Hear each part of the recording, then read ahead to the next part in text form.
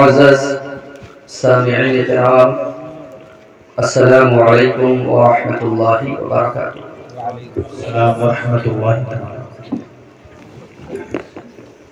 नहमदुहु व नुसल्ली व नुसल्लिमु अला रसूलिल करीम, अम्मा बअदु। फ़अऊज़ु बिल्लाहि मिनश शैतानिर रजीम। बिस्मिल्लाहिर रहमानिर रहीम। मा आताकुमुर रसूलु फ़ख़ुज़ूहु व मा नहाकुम अन्हु फ़न्तहू। सदक़ल्लाहुल अज़ीम व सदक़ रसूलुहुन नबियुल अमीनुल मतीनुल करीम व नहनु अला ज़ालिका लमिनश शाहिदीन व शाकिरीन वल्हम्दुलिल्लाहि रब्बिल आलमीन।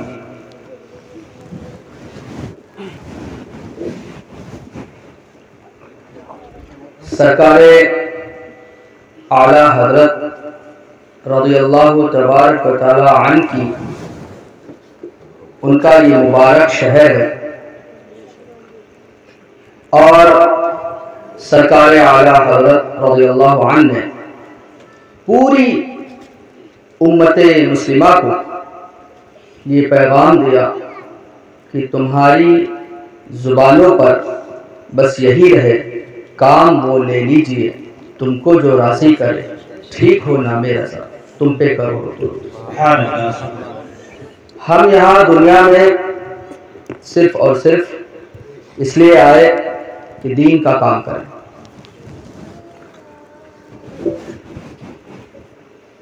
माशाअल्लाह बरेली शरीफ का कस्बा शेरगढ़ का ये गांव बरीपुरा अपने आप में एक मिसाल है। पहली मर्तबा हिंदुस्तान के काफ़ी इलाकों में आना जाना रहा, लेकिन जो दीन सीखने और उस पर अमल का जो जज्बा यहाँ मैंने देखा, बहुत, मैं नहीं कहता, मैं अपनी मालूमात के एतबार से कह रहा हूँ, ऐसा देखा नहीं। सबसे ज़्यादा दिक्कत काम करने में ये आती है, जो और इलाकों का तजर्बा हम अपना बता रहे हैं, किसी और का नहीं, कि किसी को कोई मसला बताइए तो कोई कहता है कि पहले से होता चला आ रहा है, कोई कहता है कि आपसे पहले जो मौलाना थे वो भी बहुत बड़े मौलाना थे, उन्होंने तो कभी मना नहीं किया। कोई कह रहा है कि हम तो जैसे समझ में आएगा हम करेंगे, कोई कह रहा है कि ये सब तो होता है, कोई कह रहा है इतना तो चलता है, कोई कह रहा है कि इसको कैसे, बहुत तरह की बातें सुनने को मिलती हैं।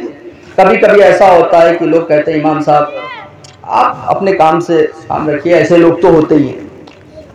तो ये बरीपुरा में आज तक मुझे जितने भी काफ़ी लंबे टाइम से मैं हूँ, एक बंदा भी ऐसा नहीं है जिसने ये कहा हो कि आपने ये मसला क्यों बयान कर दिया, बल्कि उल्टा ये देखा मैंने, उल्टा के यही सीधा है कि अगर कुछ कहा गया है, बताया गया या तवज्जो दिलाई गई, फौरन उस पर अमल हुआ।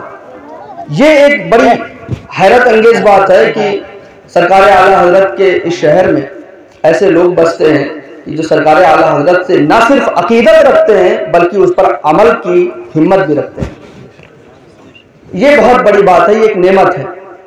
आदमी समझता नहीं है, किसी को देख करके कुछ कह देना ये अलग मसला होता है, लेकिन जब कुरान और हदीस बताया जा रहा हो और फिर अगर किसी ने उसके खिलाफ कुछ बोला तो वो अपनी आखिरत से खेल रहा है, वो जहन्नम से खेल रहा है, वो अपने जहन्नम का रास्ता सीधा कर रहा है। तो ये सरेंडर करने का जो एक जज्बा है, एक कबूल करने का जो जज्बा है यहाँ के लोगों में, वो काबिल तारीफ है।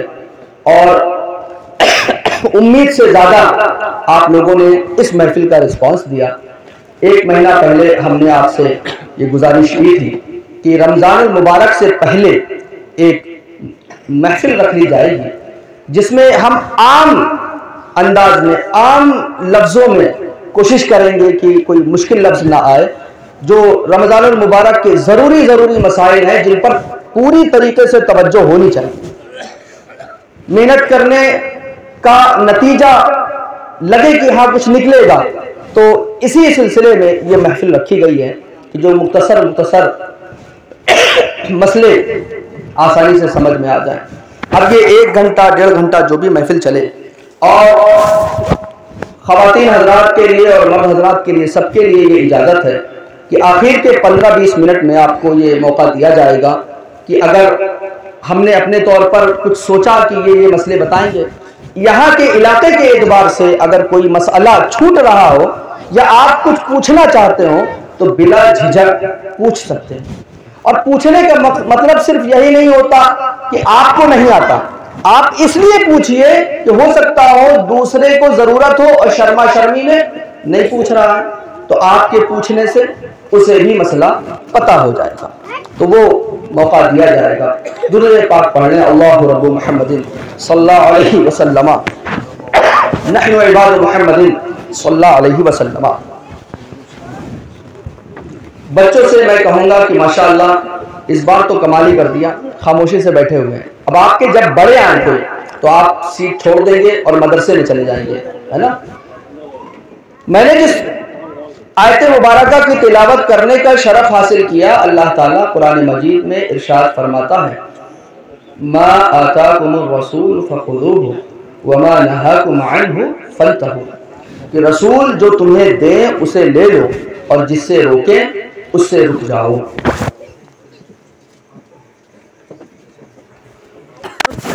तो हमें एक बहुत सीधी बात बताई गई कि रसूल कायनात सल्लल्लाहु अलैहि वसल्लम, हमारे आका, हमारे नबी सल्लल्लाहु अलैहि वसल्लम हमसे जो फरमा रहे हैं, हमसे फरमाया करो तो हमें करना है, हमसे फरमाया नहीं करो तो नहीं करना है। ये हमारी पूरी कोशिश होनी चाहिए करने न करने में। लोग क्या कह रहे हैं, लोग क्या कर रहे हैं, क्या होता चला आ रहा है, क्या कर रहे थे लोग, इससे मतलब नहीं रखना चाहिए, बल्कि हमें इससे मतलब रखना चाहिए कुरान और हदीस की बात सही तरीके से अगर हम तक पहुंच रही है तो हमें उसे मानना है। और अगर खुदा न खास्ता अपने नफ्स, शैतान के बहकावे या दुनिया के चलन में फंसकर हम उसे कर नहीं पा रहे हैं तो हरगिज हरगिज उस शरीयत के मसले को बुरा नहीं समझना चाहिए, उसको कम नहीं समझना चाहिए या बहादुरी से काम नहीं लेना चाहिए। रसूल कायनात सल्लल्लाहु अलैहि वसल्लम अगर हमारे सामने मौजूद हो, हमसे डायरेक्ट कोई बात करें तो क्या हम मना करेंगे? नहीं। और हम सुन्नियों का यह अकीदा है, तू जिंदा है वल्लाह, तू जिंदा है वल्लाह, मेरी चश्मे आलम से छुप जाने वाले। नबी करीम सल्लल्लाहु अलैहि वसल्लम हमारे हर हाल से आगाह है, हर चीज की खबर है उन्हें। तो अगर उलमा कुरान और हदीस की कोई बात हमें बता रहे हैं, गोया कि नबी करीम सल्लल्लाहु अलैहि वसल्लम फरमा रहे हैं, तो उसका रद्द और इनकार हरगिज नहीं करना चाहिए, चाहे वो फर्ज और वाजिब हो, चाहे वो सुन्नत ही क्यों ना हो। ये नहीं कि किसी बात में ये कहते कि सुन्नत ही तो है, ये नहीं, हम नहीं कर रहे, ये बात अलग है, लेकिन उसको इस अंदाज में पेश कर जवाब देना कि उसको घटाया जाए, ये गलत है। तो रमजान मुबारक के सिलसिले में आपको थोड़ा सा चाको चौबंद रहना पड़ेगा, क्योंकि कोई जगाने वाली तकरीर नहीं है। मसले मसाइल आपको समझने हैं, सुनने हैं, उसमें कोई बात समझ में आए तो आपको पूछना है। रोजा, रोजा किसे कहते हैं? तो ऐसे तो रोजा आम जुबान में ये समझ रहे हम कि सुबह सादिक से, यानी जिसे हम कहते हैं सहरी का वक्त खत्म होना, जब सहरी का वक्त खत्म हो गया तब से लेकर के सूरज डूबने तक खाना नहीं है, पीना नहीं है, और शादीशुदा हजरात वगैरह के लिए जो मामले हैं बीवी से करीब होने के, वो नहीं है, जिमा नहीं है।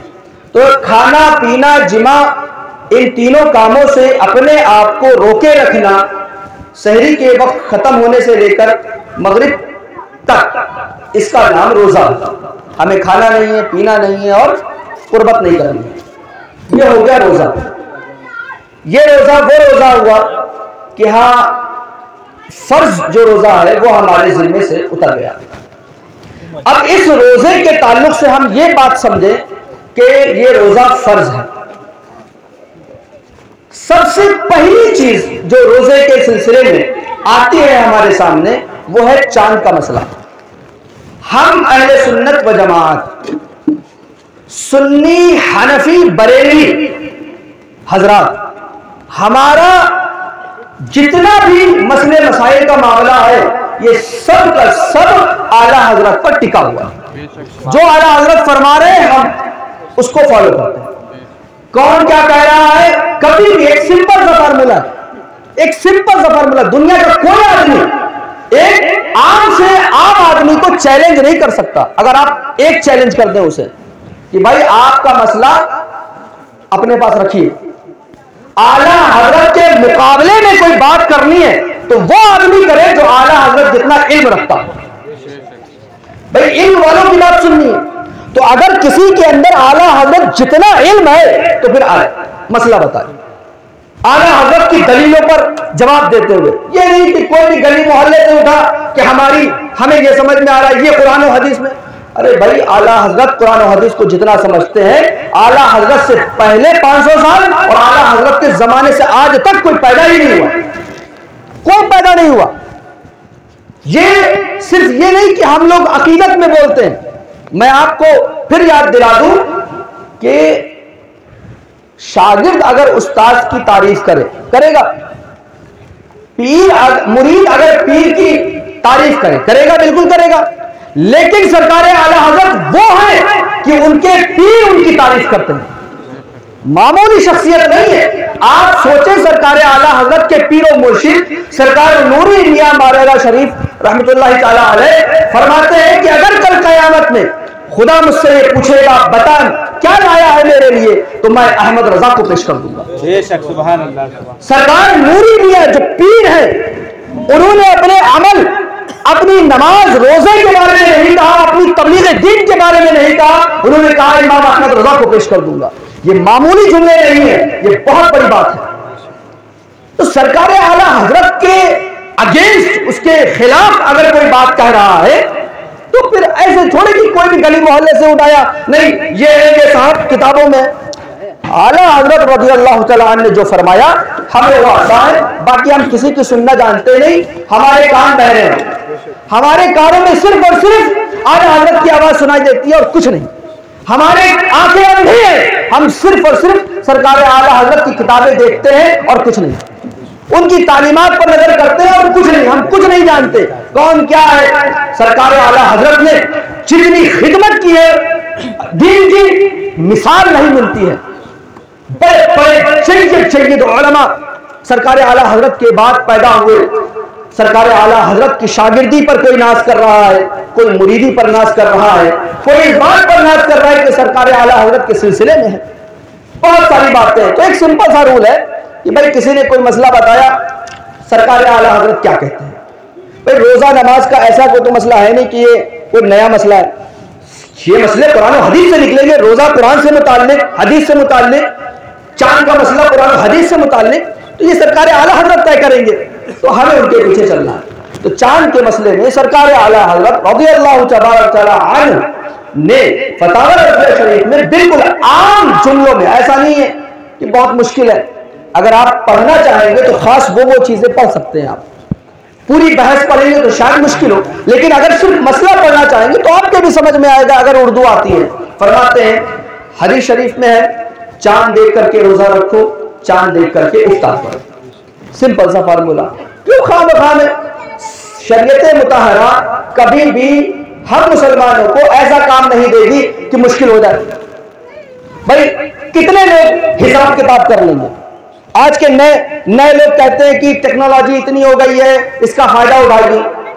हमें नहीं पता, हम इतना जानते हैं कि आला हजरत क्या लिख रहे हैं। आला हजरत के जमाने में तार था, आला हजरत के जमाने में टेलीफोन था, आला हजरत के जमाने में और भी बहुत सारी चीजें थी, लेकिन आला हजरत ने फरमाया चांद देखकर रोजा रखो और चांद देखकर इफ्तार करो। बरेली शरीफ से पीलीभीत शरीफ कितना दूर है। पीलीभीत शरीफ से लोगों ने सवाल किया कि आपका लिखा हुआ खत हम तक पहुंचा है कि चांद हो गया है आपके यहाँ, हमारे लिए क्या हुक्म है। सरकार आला हजरत ने जो फरमाया मुख्तसर करके मैं बताऊं, फरमाते हैं कि बरेली शरीफ में पर्चे बांटे गए थे। कोई साहब रेलवे स्टेशन से आपके शहर ले गए होंगे, आपके ऊपर लाजमी है कि आप अपने यहाँ के चांद का एतबार करिए। कितना साफ पीलीभीत चीज रखा हुआ है पास में, और अल्लाह क्या कह रहे हैं, आप अपने यहाँ के चांद का एतबार कीजिए। वो पर्चे कोई साहब ले गए होंगे रेल के जरिए, बताइए इससे ज्यादा खुली बात क्या चाहिए। आज ये बात ना लिखी हो तो आप कहिए क्या हम गलत बोल रहे हैं, लेकिन जब लिखी है तो फिर मानिए। ये एक सीधा सा रूल है, चांद देख करके रोजा रखना है, चांद देख करके इफ्तार। दूसरी बात, हम शरीयत के पाबंद है। कभी देर से हो जाए, लोग कहीं कहीं हंगामा करते हैं, अरे यार अभी तक तरावी नहीं हुई, अभी ये नहीं हुआ, देर हो रही है। अरे भाई, लोग 12 बजे, 1 बजे, 2 बजे रात जाग करके यूट्यूब और फेसबुक पर लगे हुए हैं, घंटों घंटों चौपाले लग रही है। शहरों का तो हाल ही आप देख रहे हैं। और यार तरावी में और उनको देर हो रही है, पता नहीं कौन सी मीटिंग में जाते हैं, कौन सा उनको काम पड़ा हुआ है कि एक दिन के मसले में उनको दिक्कत होने लगती है। ये शैतान का बहकावा और नफ्स परस्ती है, इसके अलावा कुछ नहीं। तो हम इश्क के बंदे हैं, क्यों बात बढ़ाइए। सरकार आला हजरत, बल्कि आज के जमाने में नारा भी ये लगता है, इश्क मोहब्बत, इश्क मोहब्बत आला हजरत, आला हजरत। ये हमने आपको सिखाया है, किसी ने किसी को सिखाया है? ये अल्लाह रब्बुल इज्जत ने अपने बंदे की मोहब्बत दिलों में डाल दी कि अब इस जमाने में रसूल कायनात सल्लल्लाहु अलैहि वसल्लम की इश्क और मोहब्बत की पहचान आला हजरत है। और ये पहचान उन्हें मक्का शरीफ और मदीना शरीफ से मिली है। खैर, अब रोजे पर आते हैं तो ये तो सभी जानते हैं खाना पीना नहीं, लेकिन हमारी शरीयत हमें एक अच्छा इंसान नहीं, एक अच्छा मुसलमान बनाती है। इंसान और मुसलमान में फर्क है। एक अच्छा इंसान नहीं, एक अच्छा मुसलमान बनाती है। अगर इंसान और मुसलमान में फर्क करने पे आ जाए तो बहुत लंबी चौड़ी गुफ्तगू है, लेकिन हमें एक अच्छा मुसलमान बनना है। हमारा रोजा सिर्फ और सिर्फ पेट खाली रखने का नहीं, हमारा रोजा अपनी जुबान, अपनी आंख, अपने कान, अपने हाथ, अपने पैर, अपने दिल दिमाग और अपने पूरे जिस्म को, अपनी पूरी रूह को रोजा रखवाने का इरादा होना चाहिए। पूरा बदन रोजा रखेगा और पूरी रूह रोजा रखे, ये रोजा है। मतलब ना हम बुरा देखें, ना हम बुरा बोले, ना हम बुरा सुने, ना हम बुरा करें, ना बुरा छुएं, ना बुरे की तरफ चले, ना बुरा सोचे, ना बुरा ख्याल है। हर तरह से अपने आप को हर बुराई से पाक रहने की कोशिश करें, कोशिश करना चाहिए। और जो कोशिश करता है वो पा लेता है, जो भी कोशिश करेगा पा लेगा। तो हमारी जुबान पाकीज़ा रहनी चाहिए। आप सोचें, रोजेदार रोजा रख करके जिस जुबान से वो अल्लाह और रसूल का नाम ले रहा है, कुरान की तिलावत कर रहा होगा, उस पर गाली अच्छी लगेगी? गाली, वो भी इतनी भद्दी भद्दी। बहुत से लोगों को देखा गया कि गाली के बगैर उनकी बात पूरी नहीं हो रही है। सरवर कायनात सल्लल्लाहु अलैहि वसल्लम के बारे में हज़रत आयशा सिद्दीक़ा रज़ियल्लाहु तआला अन्हा फरमाती हैं, लम यकुनिन नबिय्यु सल्लल्लाहु अलैहि वसल्लम लआनन वला सब्बाबन वला फहाशन और कमा क़ालत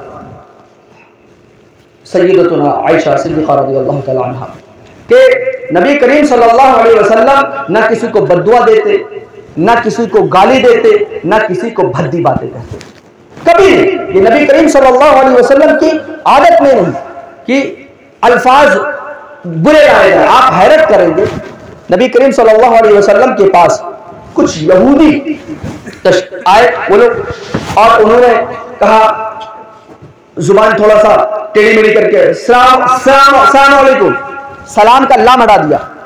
सलाम का मतलब सलामती और साम का मतलब मौत, यानी मर जाओ तुम। ये यहूदियों ने कहा। नबी करीम सल्लल्लाहु अलैहि वसल्लम को धोखा देना सवाल ही उठता। हजरत आयशा सिद्दीक़ा रज़ियल्लाहु तआला अन्हा ने आवाज सुनी तो हजरत आयशा ने पलट के जवाब दिया, वालेकुम अस्सलाम, तुम पर भी मौत हो, तुम भी मरो। अच्छा, इसमें कोई ये नहीं कहा हजरत आयशा सिद्दीक़ा रज़ियल्लाहु अन्हा ने गलत कहा, नहीं। कुरान कहता है जज़ाउ सय्यतुन सय्यतुन बिमिस्लिहा, जज़ाउ सय्यतुन बिमिस्लिहा, या जो भी आयत है। तो या कुरान के मफ़हूम में बयान कर सकता हूँ, आयत से मैं रुजू कर रहा हूँ कि बुराई का बदला उतनी बुराई से अगर जरूरत पड़े तो दे सकते हैं। और ये हदीस भी दलालत कर रही है, हुजूर सल्लल्लाहु अलैहि वसल्लम ने ये नहीं कहा कि तौबा करो तुमने गलत किया। नबी करीम सल्लल्लाहु अलैहि वसल्लम ने इरशाद फरमाया, आयशा मैंने भी तो जवाब दिया है। और हुजूर सल्लल्लाहु अलैहि वसल्लम ने क्या जवाब दिया? उन्होंने क्या कहा? अस्सलामु अलैकुम। हुजूर सल्लल्लाहु अलैहि वसल्लम ने फरमाया व अलैकुम। क्या मतलब हुआ? यहूदी कह रहे हैं तुम मर जाओ, हुजूर फरमा रहे हैं तुम भी। अब अगर तुमने सलाम बोला है तो सलाम, और साम बोला है तो साम। लेकिन हुजूर सल्लल्लाहु अलैहि वसल्लम अपनी जुबान पर साम उनको बदुआ देने के लिए नहीं लाए, जुबान पर साम नहीं आया, हालांकि उन्होंने ये हरकत की थी, लेकिन बदला नहीं लिया फौरन के फौरन। और ये नबी करीम सल्लल्लाहु अलैहि वसल्लम का वो अंदाज और मिजाज है कि हुजूर सल्लल्लाहु अलैहि वसल्लम कभी अपने लिए बदला नहीं लेते। ये जुमला याद रखिए, अपने लिए हुजूर बदला नहीं लेते। ये देवबंदी, वहाबी, तबलीगी, अहले हदीस, सल्फी, गैर मुक़ल्लिद, कादियानी, चकवाली, नेशरवी, बहुत सारे फिरके हैं। ये है बहुत सारे सुन्नी सुन्नी टाइप के लोग जो सुन्नी पिलपिले हैं, वो कहते हैं देखो हुजूर सल्लल्लाहु अलैहि वसल्लम बदला नहीं लेते, हुजूर सल्लल्लाहु अलैहि वसल्लम किसी को बुरा नहीं कहते। तो उसे बताओ, और हजरत उमर उनकी तलवार भूल गए? नबी करीम सल्लल्लाहु अलैहि वसल्लम अपने लिए बदला नहीं लेते, लेकिन सहाबा-ए-किराम की मौजूदगी में अगर कोई गुस्ताखी कर देता तो हजरत उमर एक लम्हा नहीं लगाते गर्दन उड़ाने में। तो नबी का ये उनकी ये आजिज़ी इंकिसारी कि आप अपने लिए बदला नहीं लेते। और सहाबा का ये मिजाज हमको दिया जा रहा है, अशिद्दाउ अलल कुफ़्फ़ार रुहमाउ बैनहुम, ये गुस्ताखे रसूल के खिलाफ हम सख्त हैं, आपस में हम रहम दिल हैं।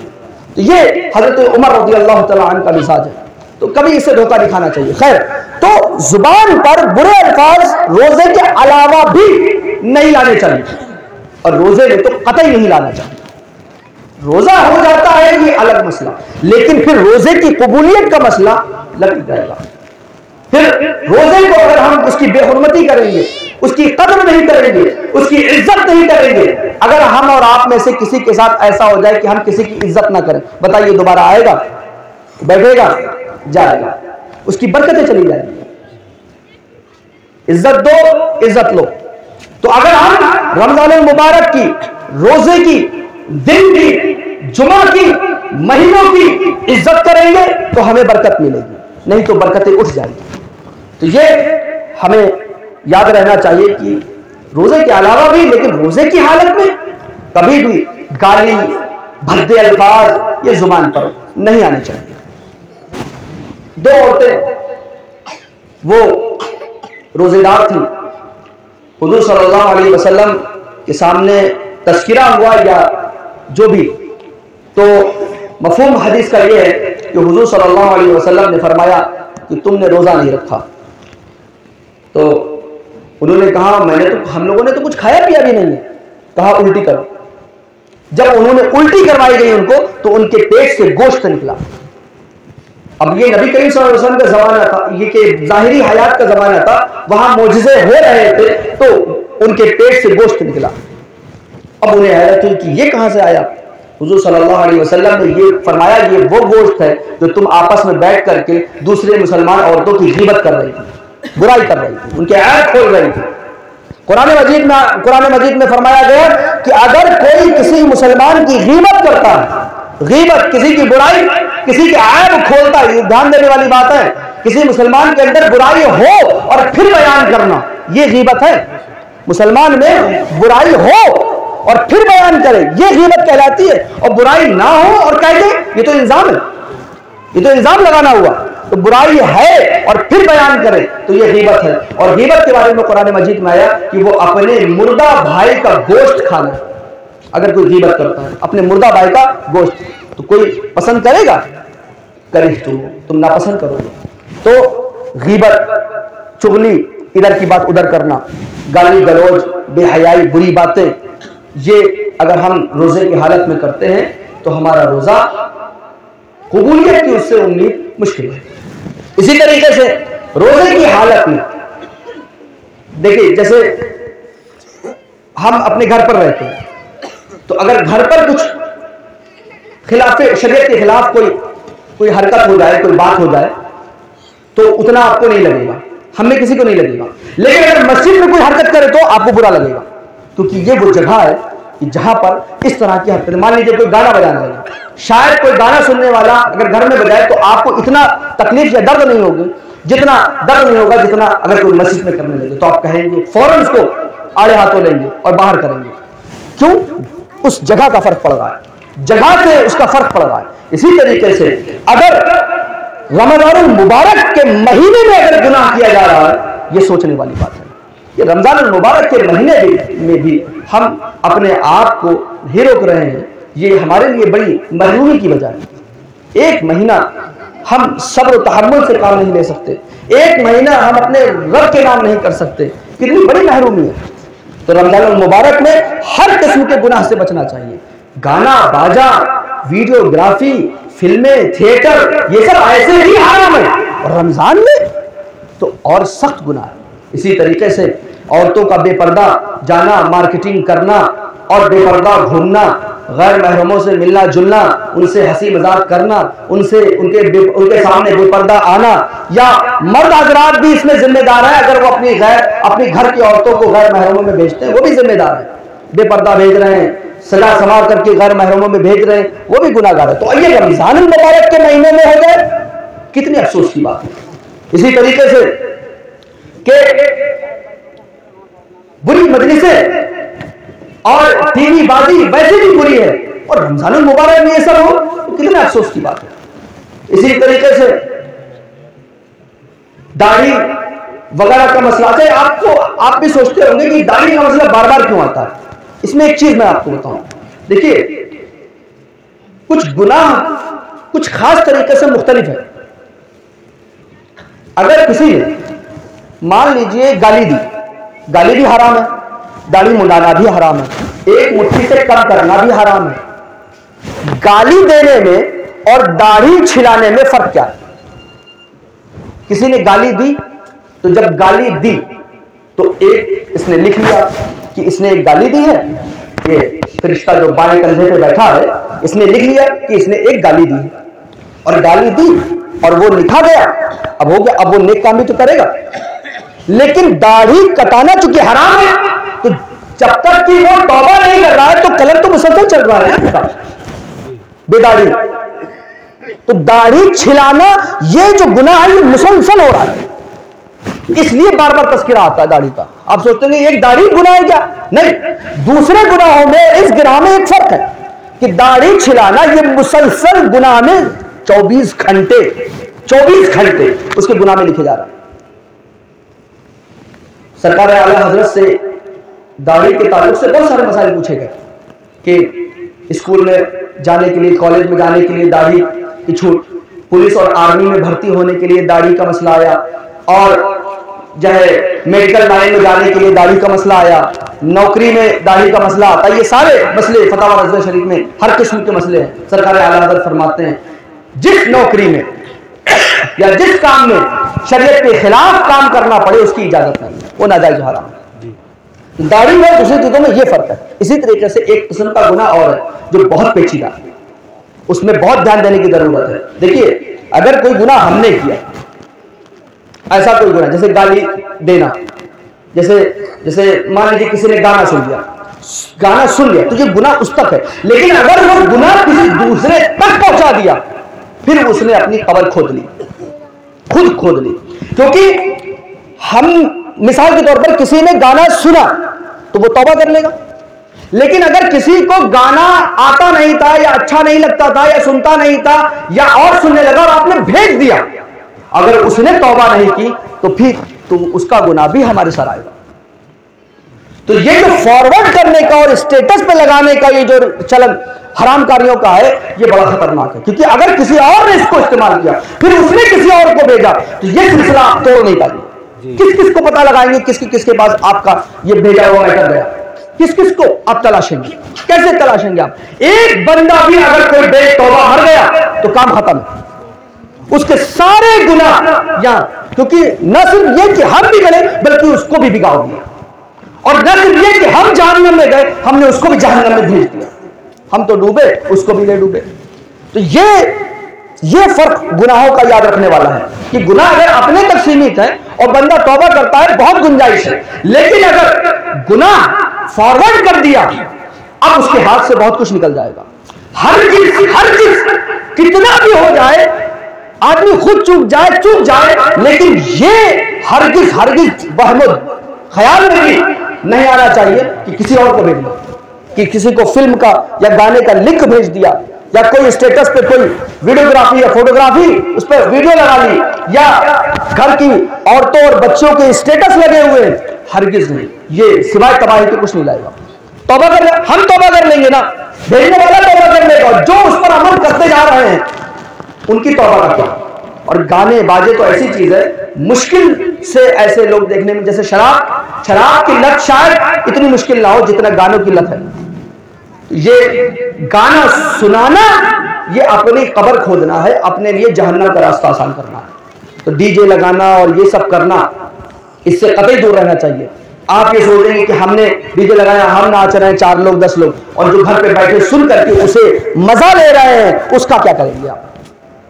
और फिर ये काम अगर रमजानुल मुबारक में हो, सोचिए वो रमजानुल मुबारक ऐसा महीना है कि जहां पर नेकियां डबल ट्रिपल होनी चाहिए, नेकियों का सिलसिला बढ़ाना चाहिए, वहां पर ये सब हालत है। तो रमजानुल मुबारक के अलावा भी गुनाह से बचना चाहिए, लेकिन रमजानुल मुबारक का एहतराम अगर हम करेंगे तो उसका हमें फायदा अलग से मिलेगा। आप सोचें कि एक यहूदी का वाकया बड़ा मशहूर है कि रमजानुल मुबारक में एक मुसलमान अलग ऐलान खा पी रहा था, तो उसका बेटा भी खा रहा था। यहूदी ने अपने बेटे को सख्ती से मना किया कि मुसलमानों का ये महीना है रमजानुल मुबारक, इसमें कुछ खाते पीते नहीं हो, तुम खुलेआम खा रहे हो।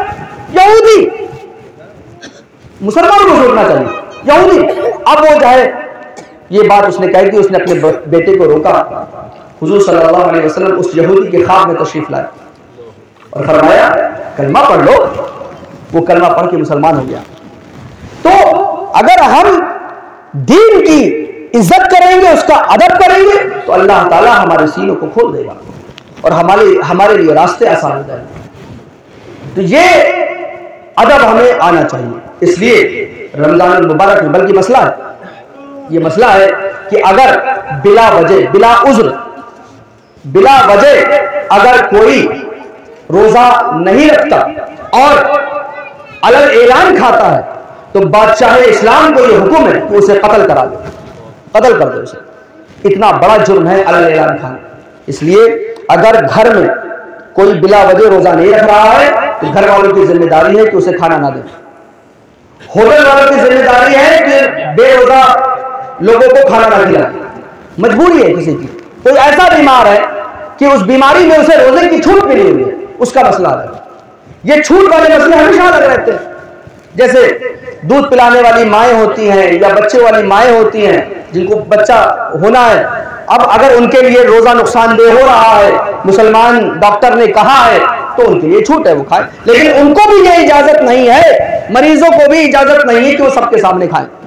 वो अपने अकेले में उसको अपनी जरूरतें पूरी करें, खाए पिए, लेकिन उनको भी इजाजत नहीं है कि सरेआम खाना शुरू कर दें। तो ये जरूरत वाले मसाइल वो अलग है। लेकिन इसमें बात आ गई तो मैं फिर से याद दिला दूं कि जो भी मरीज हो वो अपने इलाके के आलिमों से राब्ता करें कि मुझे ये मर्ज है, इस मर्ज में मुझे छूट मिलेगी कि नहीं। ये नहीं कि अपने तरफ से मसला बना ले। कभी भी मसला जब अमल करना हो, ये तो महफिल हो गई, यहां पे हमने बता दिया, लेकिन कंडीशन अलग अलग हो सकती है, हालात अलग अलग हो सकते हैं, ठीक है। तो जब हमें अमल करना हो उस वक्त, खास उस वक्त हम किसी आलिम से राब्ता करें और पूछें कि मेरे साथ ये मसला है, मेरे लिए क्या हुक्म है। खुद से ये नहीं कि हमने सीखा है उस पर। हाँ, ये है कि आपको मालूमात हो गई कि इस तरह का मसला होता है कि अगर कोई बीमार है तो उसे छूट मिलेगी। अब हमें जाकर के ये पूछना है कि हमें छूट है या नहीं। ऐसे तो मोबाइल देना जरा। तो आपके लिए मसाइल हमने लिख करके रखे थे। शरीयत मुताहरा में अपनी तरफ से हमें कोई ज़ाब्ते नहीं करनी चाहिए। देखिए, इसका फर्क पड़ता है। हम अगर कोई काम शरीयत के खिलाफ करेंगे तो उसका असर ये होगा कि हमारे इस्लाम की एक गलत छाप दूसरों पर पड़े, हम अपने इस्लाम को बदनाम कर रहे होंगे, हालांकि इस्लाम हमारा वैसा नहीं है ना। तो हमें इस बात का ख्याल रखना चाहिए। मिसाल के तौर पर जो दाढ़ी रख करके अगर किसी को धोखा दे तो ये बात आएगी कि नहीं आएगी, यार मुल्ला जी ने ऐसा कर दिया, या तो जो भी दाढ़ी रखे वो मुल्ला जी कहलाता है। अब वो मुल्ला होगा नहीं, लेकिन सारे मौलवी बदनाम उसकी हरकत की वजह से। तो हमें बहैसियत मुसलमान अपने मजहब इस्लाम का ख्याल रखना चाहिए। जब हमें इस्लाम किसी चीज का पाबंद कर रहा है तो हो जाए, और कम से कम अपने इस्लाम को बदनाम तो ना करें। अरे भाई हम अमल नहीं कर पा रहे तो सुधरना है, सुधरना है, सुधरना है, कोशिश करना है, लेकिन ऐसी हरकत है कि इस्लाम बदनाम हो जाए, कम से कम इतने से तो परहेज करना चाहिए। उसी में एक मसला है कि लोग रोजे के हालत में थूक थूक करके अपना गला सुखाया करते हैं। अब इससे सामने वाला क्या समझेगा, यार मुसलमानों का रोजा कितना सख्त होता है। अब ये कहां लिखा हुआ है, कहीं नहीं, ये दिमाग में लोगों के लिखा हुआ है, बस और कुछ नहीं, और कहीं इसका वजूद नहीं। अब रोजे में थूक रहे हैं, अब सुखा लिया, और खुद भी परेशान हो रहे होंगे, और अगर धोखे से भी दिल में। अब देखिए, शैतान का मकसद है किसी तरीके से दीन की नफरत डाल दे। ऐसा भी होता होगा कुछ लोगों के साथ कि गला जब सुखा लेते होंगे तो सोचते होंगे कि रोजा सख्त है, तो शैतान ने ये काम क्यों करवाया, ताकि हमारे दिल में शक आए रोजा सख्त है। थूक अपना ही थूक जब मुंह में है तो पीने की इजाजत है, और ये फायदेमंद है। गला नहीं सुखाना चाहिए, जिसको देखे उसे मना करें। थूक देते हैं, उसको थूकते रहते हैं, फिर आया फिर थूक देते हैं। दो खराबी है, एक तो इस्लाम की बदनामी, दूसरा लोगों के सामने थूकते फिर रहे। अब अगले आदमी को घिन आ रही है। बहुत सारे लोगों की आदत होती है कि अगर कोई थूकेगा तो वो भी थूकेंगे।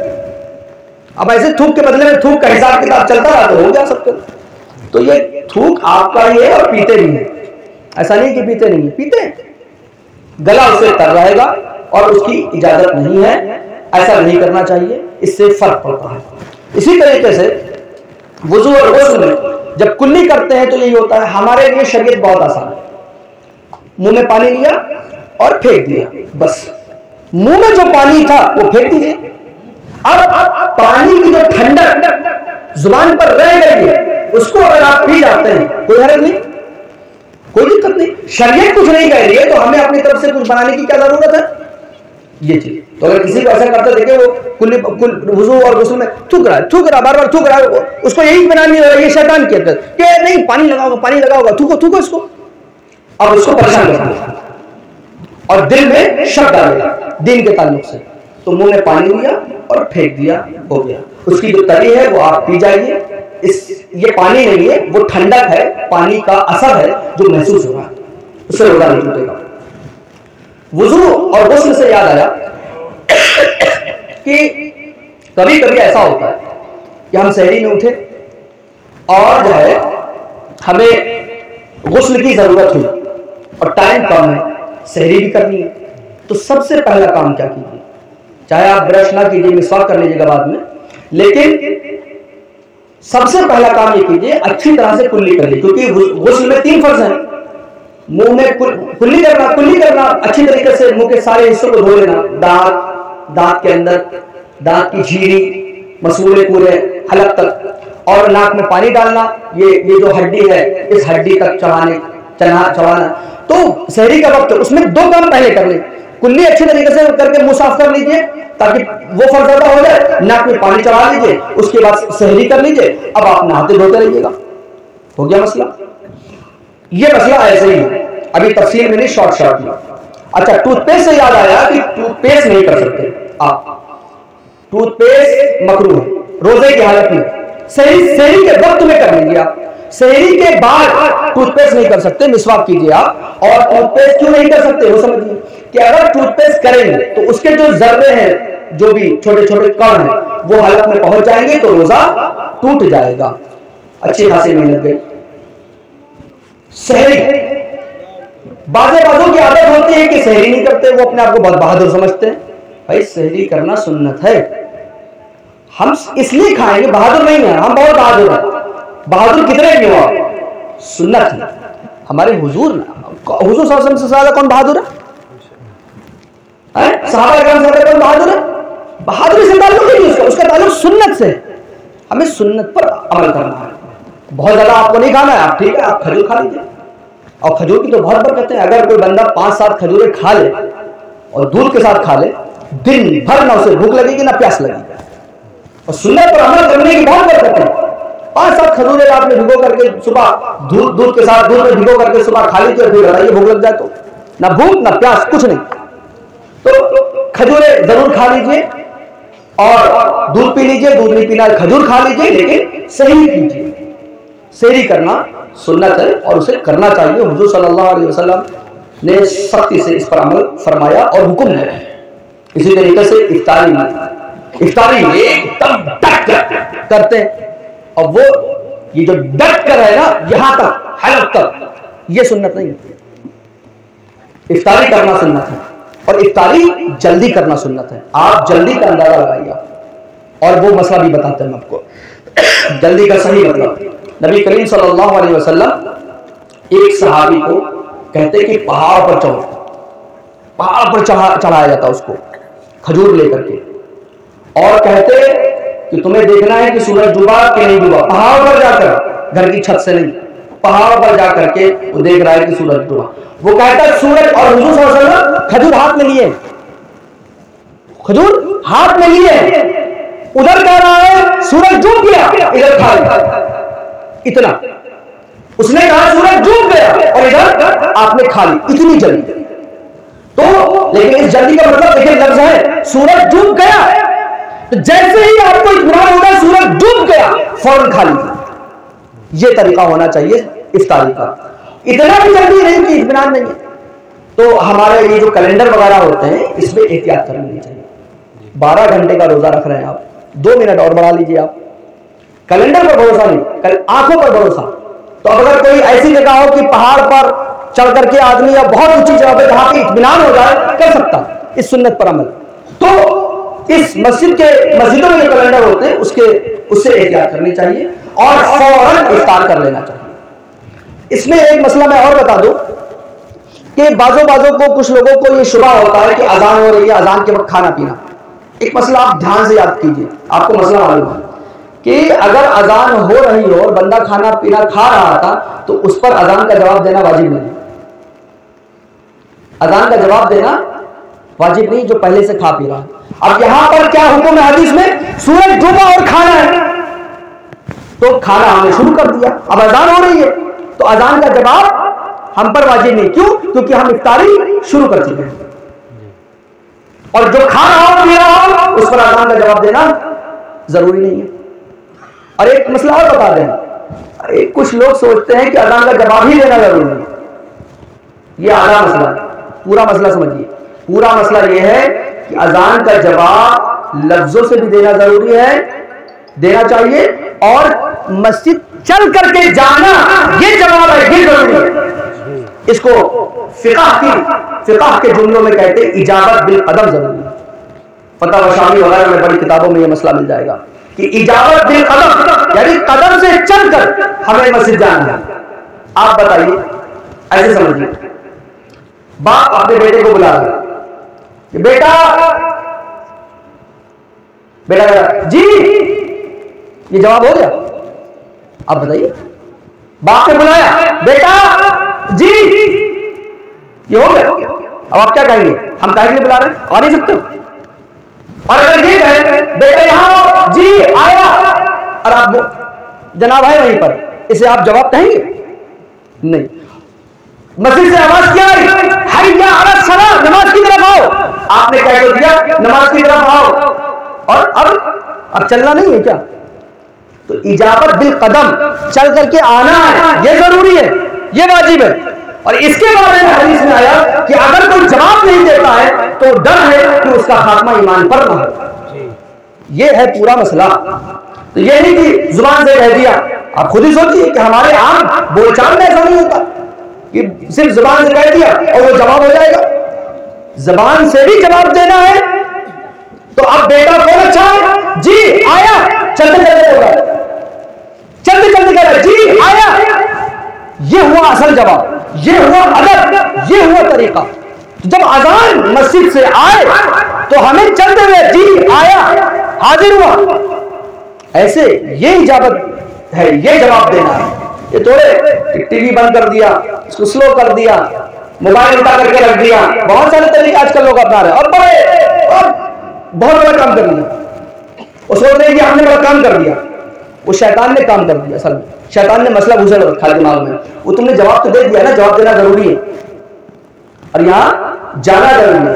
तो ये मसला है।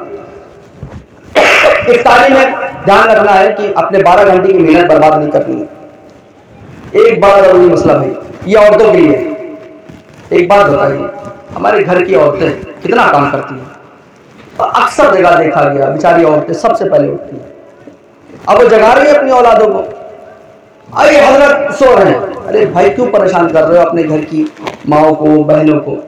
बेचारी कुछ ना खा करके और वो जो है बच्चों को जगाने में लगी हुई है, शौहर को जगाने में लगी हुई है, वो हजरत आराम फरमा रहे हैं। कितनी गलत बात है। ये औरतों को सताना नहीं है।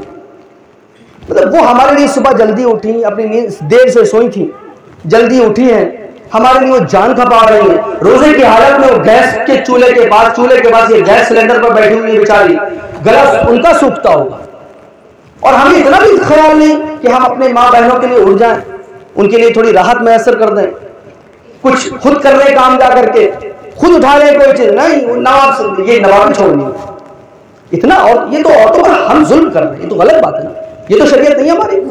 ये हम कहां से सीख रहे हैं? जहां से सीख रहे हैं उसको वही छोड़ दो। हमारी शरीयत ऐसी नहीं। हमारी शरीयत तो ये है कि नबी करीम सल्लल्लाहु अलैहि वसल्लम घर के कामों में हाथ बटाते थे, आटा भी गूंथते थे, घर के कामों में हाथ बटाना, ये हमारी शरीयत है। तो हम अपनी शरीयत को भूले बैठे हैं, ऐसा नहीं करना चाहिए। और औरतों को मैं कहूं कि आप चलते फिरते भी कुछ खा पी सकती हैं, बाकायदा तौर पर खाना खड़े होकर के ये नहीं है। लेकिन जब इस तरह की पोजीशन में आपने एक खजूर खा ली तो आप नाजायज काम में मुब्तला नहीं हो गई। लेकिन आप बैठ के खाइए, आप पहले कुछ खा लीजिए, आप पहले कुछ खा लीजिए और फिर उसके बाद जगाने का लग्गा लगाइए। क्यों अपने ऊपर आफत इतना उठा रही है जब उनको आपकी परवाह नहीं है और शरीयत की कोई पकड़ नहीं होगी आपके ऊपर। नवाब साहब के ऊपर खुद चलना जरूरी है, तो वो नवाबी ही है तो बड़ा रहो नवाबी बन करके। तो हमें औरतों पर रहम खाना चाहिए और दोनों मामलों में हमें उनका ख्याल रखना है। इफ्तारी जितनी चाहे इफ्तारी उनसे बनवा रहे हैं, अरे भाई जब बनवा रहे हैं तो उनके आराम का भी ख्याल रखें। अब ये छोड़िए कि उनको कोलू के बैल की तरह लगा रखा है, तो उनको कुछ तो राहत देनी चाहिए हमें।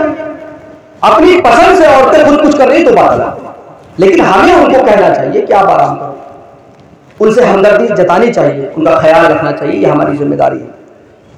औरतों के लिए ये मसला कि जिन मामलों में आपको रोजा ना रखने की इजाजत है या रोजा छोड़ने का कहा गया है, मसलन नापाकी के दिनों में आपको खुले आम नहीं खाना है। दूसरा मसला निफास, बच्चे की पैदाइश के बाद जो खून आता है उसको निफास बोलते हैं। औरतों में ये मशहूर है कि निफास जो होता है, नापाकी के दिन जो होते हैं वो 40 दिन होते हैं। ये गलत है। बच्चे की पैदाइश के बाद जो खून आता है वो नापाकी के दिन है, लेकिन जब बंद हो जाए नापाकी खत्म, पाकी हो गई। तो ऐसा नहीं कि किसी को रमजान में या रमजान से पहले आया तो पूरे रमजान की छुट्टी। उनको ये देखना है कि अगर खून बंद हो गया है तो रोजा उन पर फर्ज हो जाएगा। कुरान की तिलावत बहुत अच्छी है, करना चाहिए, लेकिन कुरान की सही तिलावत जरूरी है। लिहाजा अगर कोई साहब इस बीमारी में मुब्तला है तो उनको कुरान अच्छा पढ़ना नहीं आता है, तो रमजान से पहले ही पढ़ने की नियत कर लें और अपने अपने मोहल्लों की मस्जिदों से, उलमा से कुरान पढ़ना सीखना शुरू कर दें। अब वो कुरान जो पढ़ेंगे सीखने के दौरान वो कुरान माना जाएगा। अगर गलत कुरान पढ़ेगा कोई तो कुरान उसको बद्दुआ देता है। देखिए, दाढ़ी मुड़ाना, नमाज ना पढ़ना, ये सब गुनाह है, लेकिन इसका मतलब ये नहीं कि उसे रोजा छोड़ देना। रोजा अगर रखेगा तो रोजा हो जाएगा, इसलिए रोजा नहीं छोड़ना। तकरीबन जो मसाइल मेरे जहन में थे वो पूरे हो गए। अब आपकी बारी है। हाँ, कज़ा नमाज का ख्याल रखना है। देखिए, मैं हमेशा आपको, मेरी जिम्मेदारी है कि आपको वो बताऊं जो आपको जरूरत है, वो नहीं जो आप चाहते हैं। हाँ, आप हमें अगर बताएंगे और हम उसे जरूरी समझेंगे तो हम वो भी बता देंगे, लेकिन आप बताएं कि किसको नहीं पता है नमाज फर्ज है। और लोग बहुत जगह सुनने में आता है, हजरत नमाज की तकरीर कीजिए। अब ये नमाज की क्या तकरीर करनी है? किसको नहीं पता है नमाज फर्ज है? नमाज की तकरीर करनी है। सबको पता है नमाज फर्ज है, लेकिन ये सिर्फ खुराफात, शैतानी बहकावे। हमने कोई फजीलत बयान कर दी, फिर अरे भाई, जब नमाज सही से पढ़ना नहीं आती, जब नमाज के मसाइल नहीं आते तो पढ़ोगे कैसे? जब रोजे के मसाइल ही ना पता हो तो रोजा रखेगा कैसा बंदा? फजीलत, अब हमने मान लीजिए फजीलत बयान कर दिया, आपको ये महफिल खत्म कर देते हम कि जो रमजान मुबारक के महीने में रोजा रखेगा अल्लाह ताला उसे जहन्नम से आजाद कर देगा। क्या फायदा होगा भाई? रोजा रोजे की तरह रखेगा तब ना आजाद होगा, कि सिर्फ रोजा समझ लेने से वो आजाद हो जाएगा। तो ये जो फजीलतें हैं ना, ये दवा के नुस्खे की तरह है। दवा का नुस्खा आप ले आए और खाया नहीं तो कैसे इलाज हो जाएगा? सिर्फ दवा के नुस्खे से इलाज कैसे हो जाएगा?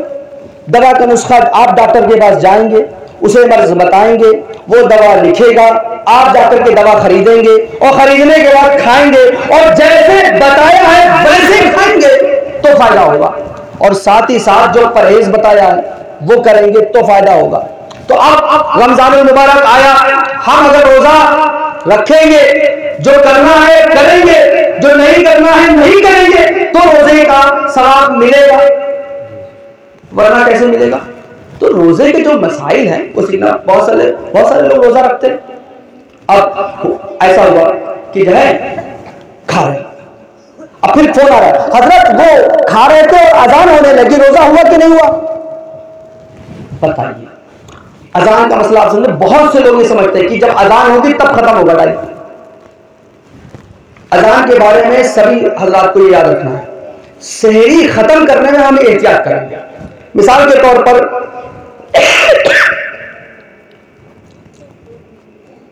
कल अभी जो रात चल रही है 5:03 पर सहरी का वक्त खत्म हो रहा है, तो हम ये मानेंगे कि 5 बजे सहरी का वक्त खत्म हो रहा है। खत्म करने में तो इधर आ गए, 3 मिनट का हमने एहतियात कर लिया खाने के सिलसिले में, ठीक है। और अजान के सिलसिले में 2 मिनट बढ़ा लिए, तो 5:05 पे अजान ले लो। और अक्सर वक्त खत्म होते ही अजान होती है या खत्म होने के बाद होता है, खत्म होने के बाद ही अजान होती है। अजान हो रही है, उसने कहा अल्लाहू अकबर, उतार रहा है अलग से, रोजा गया। तो अजान को बुनियाद नहीं बनाना है, वक्त टाइम को बुनियाद बनाना है।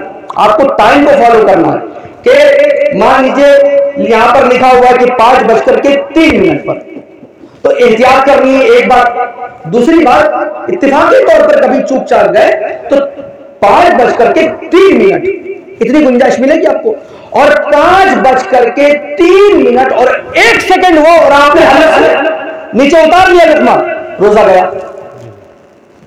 तो जब ऐसा सीरियस मामला आ जाए तो अल्लाह पर भरोसा करके ऐसे ही रोजा रख लो, पानी पी लो, सिर्फ पानी से भी रोजा हो जाता है, इससे ही हो जाती है। और आज इतना खाने पीने को है, आप बताइए कि शायद 30-40 साल पहले इतना खाने पीने को नहीं होगा। गांव में भी पहले हुजूर सल्लल्लाहु अलैहि वसल्लम के जमाने वगैरह में भी इतना खाना पीना नहीं था जितना हम लोग उड़ाते हैं। किसी दिन गोश्त से नीचे बातें नहीं हो रही है, कीमे और कोफ्ते से नीचे हम जा ही नहीं रहे, बताइए आप, है ना? तो पहले ऐसा नहीं था। तो इसमें एहतियात करनी है। सहरी हमें खत्म 2-3 मिनट पहले करनी है, अजान 2-3 मिनट बाद देनी है। तो अजान को बुनियाद नहीं बनाना है। हाँ, अगर टाइम जो लिखा हुआ है, अगर उस टाइम से पहले किसी ने खा पी लिया तो रोजा उसका हो जाएगा, उसे रोजा पूरा करना है। अब ये उसके ऊपर है कि उसका दिल चाह रहा है कि हम एक रोजे की कज़ा कर लेंगे, वो उसके ऊपर है, वाजिब नहीं उसके ऊपर। तो ये ख्याल रखना है आपको, नफ़्ल चीजों के चक्कर में नहीं पड़ना है। जो फर्ज है, जो वाजिब है, पहले उसे पूरा कर लें और बस। नियत के ताल्लुक से मैं बता दूं, नियत का बड़ा अहम मसला है। देखिए आमतौर से मस्जिदों से ये नियत होती है, बिसौमी गदिन नवैतु लिल्लाहि तआला मिन शहरि रमजान। अब ये नियत तब काम देगी जब ये नियत आप जो है सहरी के वक्त में करेंगे। उर्दू में नियत कैसे करेंगे पहले वो समझिए। मसले मसाइल की छोटी सी छोटी किताब में आपको ये मसला मिल जाएगा। कोई भी मसला यहां अब तक की जो बयान किया गया है वो जेब से नहीं, छोटी सी छोटी किताब में भी आपको ये मसले मिल जाएंगे। सहरी के वक्त में, सहरी का वक्त खत्म नहीं हुआ, सहरी का वक्त खत्म होने से पहले पहले अगर आप नियत करेंगे अरबी में तो ये कहेंगे बिसौमी गदिन नवैतु लिल्लाहि तआला मिन शहरि रमजान। उर्दू में कहेंगे कि मैंने कल के रोजे की, कल आप अभी तो खा रहे हैं तो रोजा तो कल रखेंगे, तो रमजान के एतबार से रोजा हमारे लिए सहरी में कल होता है, ठीक है, सुबह सादिक के बाद कल, तो नियत की मैंने कल के रोजे की। अच्छा ये जुबान से कहना बेहतर है, लेकिन जब आप सहरी खा रहे हैं, सोच रहे हैं, उसके लिए काम कर रहे हैं, तो ये भी नियत है कि मैं रोजा रखूंगा, ये भी नियत है। लेकिन अगर आप कहेंगे ये फर्क समझना है, क्योंकि नियत में अगर ये फर्क आ गया तो मसला हो जाएगा। तो आपको इतना ध्यान रखना है कि सहरी के वक्त में अगर नियत करें तो कल लगाना है, और सहरी खत्म होने के बाद, अजान शुरू होने के बाद या ऐलान होने के बाद कि सहरी का वक्त खत्म हो गया, खाना पीना रोक दे, अब अगर आप दुआ नियत कर रहे हैं तो आपकी नियत ये होगी कि नियत की मैंने आज के रोजे की, फर्ज रोजे की, इस रमजान की, तो आज लगाना तब है, तो ये फर्क याद रखना है, ठीक है। कोई सो रहा था और उठा ही सहरी के वक्त के बाद तो रोजा हो जाएगा, बिल्कुल हो जाएगा। रोजे की हालत में खून की जांच करवा सकते हैं, करवा सकते हैं। रोजे की हालत में ग्लूकोज चढ़वा सकते हैं, बोतल लगवा सकते हैं, लगवा सकते हैं। रोजे की हालत में इंजेक्शन लगवा सकते हैं, लगवा सकते हैं। रोजे की हालत में कान में नाक में दवा नहीं डाल सकते। रोजे की हालत में अगर शैम्पू लगा लिया, खुशबू लगा ली, तेल लगा लिया, साबुन लगा लिया, तो रोजे में कोई फर्क नहीं।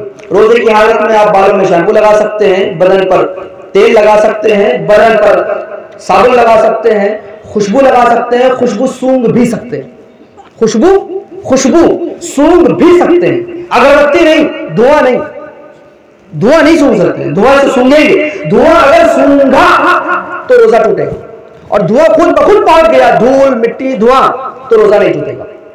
मक्खी मच्छर खुद से चला गया तो रोजा नहीं टूटेगा, खुद उतार लिया तो रोजा टूट जाएगा। तो खुशबू अगर सूंघी जानबूझकर इरादे से ऐसे, रोजा नहीं टूटेगा। शैम्पू, बाल काटने से नहीं टूटता, रोजे में बाल कटवा सकते हैं, कटवा सकते हैं, नाखून काट सकते हैं, काट सकते हैं, रोजे में मेहंदी लगा सकते हैं, औरतें मेहंदी जैसे लगाती है वो लगा सकती है। मर्द हज़रात जीनत के तौर पर हाथ पैरों में मेहंदी नहीं लगा सकते, बालों में दाढ़ी में लगा सकते हैं, मूंछों में लगा सकते हैं मर्द हज़रात। अब कितनी गलतफहमियां इस सिलसिले में, इस ताल्लुक से जितनी भी गलतफहमियां हैं आप अपने अपने इलाके में कर लेंगे। तरावीह की नमाज, मस्जिद में कुरान का खत्म होना, ये एक खत्म होना ये मुस्तहब है। तरावीह की जमात मर्द औरत सब पर वाजिब है। बच्चा 10 साल का हो जाए उसे रोजा रखवाया जाएगा, अगर रख सकता है, ताकतवर है। बिला वजह छुड़वाना नहीं चाहिए, रोजा उनको रखवाना चाहिए। 10 साल का हो जाए नमाज भी पढ़वानी है। बच्चे से याद आया, आप देखिए कि हमारे यहाँ मस्जिद में जब से ये अमल हुआ है कि जुमे में बच्चे नहीं आएंगे उधम वाले, कितना सुकून से नमाज होती है। और आज देखिए बच्चे मारा तो ही लग रहे थे, कोई किसी की पीठ पर मार रहा था, आवाज एकदम साफ गूंज रही थी, और आपकी मस्जिद में आवाज बहुत गूंजती है। मस्जिद में बच्चे लाने से नमाज नहीं बनते, अगर बनते हैं तो बताइए कौन बच्चा ऐसा है जो मस्जिद में आया नहीं था, अब आता है? आता है? कौन आता है बताइए आप? ये सब मस्जिद में आए होंगे, जितने नौजवान है, बड़े हैं, बूढ़े, सब आते होंगे मस्जिद में, और खूब बच्चों को दम काटा होगा। जब ये बच्चे होंगे आ गए मस्जिद में, आ गए नहीं, जब तक घर में खुद माहौल नहीं होगा नहीं बनेंगे नमाजी, न बनेंगे रोजेदार। हमें खुद उनको रोजादार नमाजी बनाना पड़ेगा। सिर्फ मस्जिद में जाकर अज़ान कटवाने से वो नमाजी नहीं बनेंगे, बेअदब जरूर बनेंगे। यही इसीलिए हमें देखने को मिलता है कि बच्चों की जो आदत होती है वो बड़े पड़ते रहती है, मस्जिद में हंगामा हो रहा है, मस्जिद में चिल्ला रहे हैं, मस्जिद में जोर से बोल रहे हैं, कोई अदब एहतराम नहीं। ये वही बचपन का जो सब फीड है वही सब रहता है।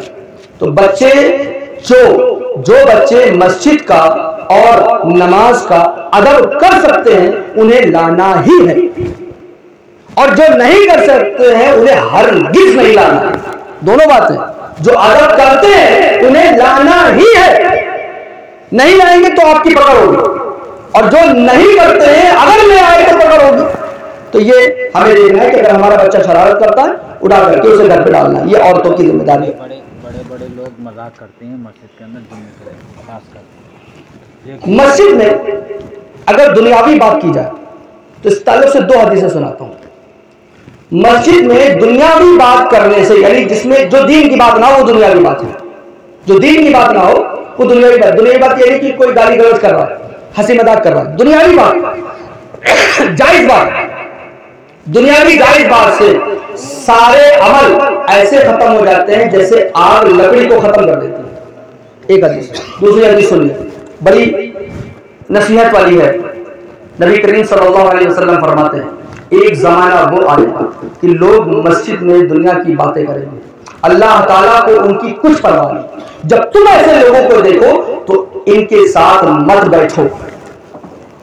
तो हमें सोचना चाहिए कि शरीयत की नजर में अगर हम मस्जिद में बात करते हैं, शरीयत की नजर में हम उन लोगों में हैं जिनके बारे में ये कहा जा रहा है कि ये ऐसे नहीं है, इनके पास बैठा जाए, ये इस लायक नहीं है इनके पास बैठा जाए। और ये हम कब बोलते हैं अपने बच्चों से, बच्चा बेटा वो बच्चा उन गंदे बच्चे हैं उनके साथ नहीं बैठना चाहिए। इसको हम अपनी जुबान में ऐसे बोलते हैं, वो गंदे बच्चे हैं, वो बुरे बच्चे हैं, उनके पास नहीं बैठना चाहिए। शरीयत की नजर में हम गंदे और बुरे, शरीयत मना कर रही है, रसूल कायनात सल्लल्लाहु अलैहि वसल्लम मना फरमा रहे हैं कि ऐसे लोगों के साथ मत बैठो। अब आप समझ लीजिए इस मसले को। खैर, तो अब और जो भी मसाइल आएंगे, आपने बहुत टाइम दे दिया, तकरीबन 1 घंटा आपने दे दिया, हमारे लिए 1 घंटा है, और आपका बहुत बहुत शुक्रिया। अब महफिल से अगर किसी को कोई सवाल समझ में आ रहा है जो मुझसे छूट रहा हो, उस पर तवज्जो दिलाइए आप, या कोई भी सवाल आपको जो पूछना है पूछिए। ऑनलाइन भी जो हजरात वो सवाल पूछ सकते हैं।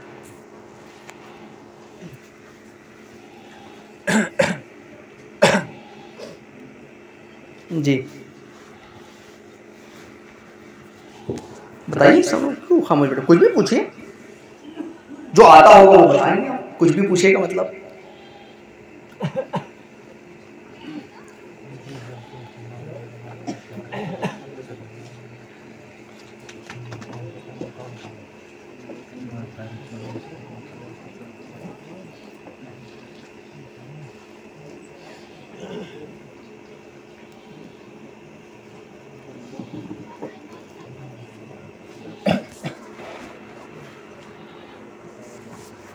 बता क्यों इतना सोच रहे हैं, कुछ भी भाई, नौजवान बच्चों में से किसी को कुछ पूछना तो पड़ेगा।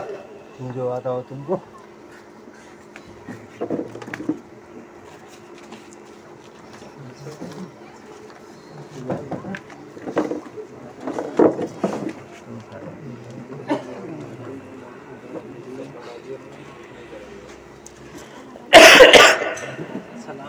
सब कुछ बता दिया